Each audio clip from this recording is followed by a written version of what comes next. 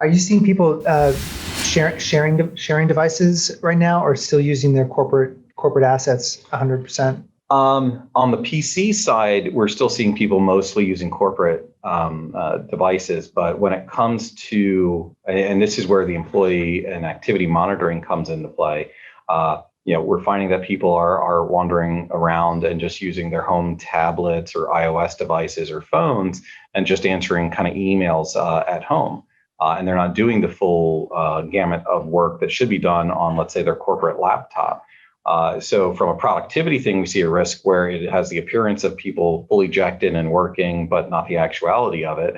But then it's also a risk because it means you have these devices that are kind of uncontrolled. And that's kind of the second point of view of cloud app security. Is the first point of view is account takeovers and account takeover attacks. But then the second piece is, well, what do we do with these uncontrolled devices? And if I'm a bad guy and I drop a 0-day in your OneDrive, that's automatically going to sync to your phone or your tablet. And it's like, okay, well, what do you have there? You don't have next-gen AV. You probably don't even have normal AV on it.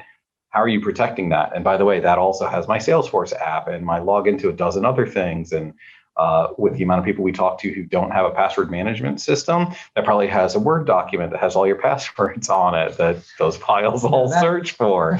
And so the real risk there is all of that happens almost automatically. And so you need that API base that like you're talking about, because the API level of antivirus that comes with the cloud app security protections is really going to sit there and say, okay, before this does sync to Bill's iOS device, let me make sure that it's safe before it gets there.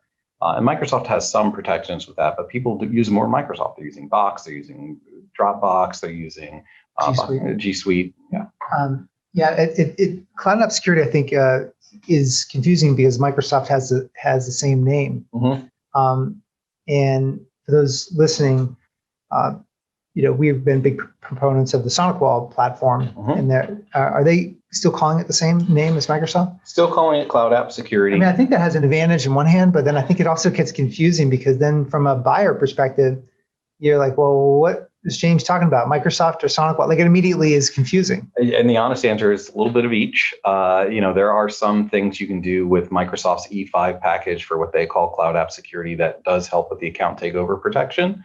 But then on the Microsoft side, you would need to merge that with a lot of the Defender E5 pieces to get more of that advanced sandboxing and kind of API level. However, that again doesn't then help the third party. So if you're using Force.com applications or Salesforce and sharing data with your clientele, you're missing that whole area of data sharing because Microsoft's not integrated with that and looking. If you're more on that kind of third-party API side, then you can bridge into each one of those and make sure, okay, does my CRM application in Force or does my data sharing application? Because more and more we see more data sharing, right? People want to make sure that if people are at home, they can get to a place, the clients can get to a place, and it's a safe place for both parties.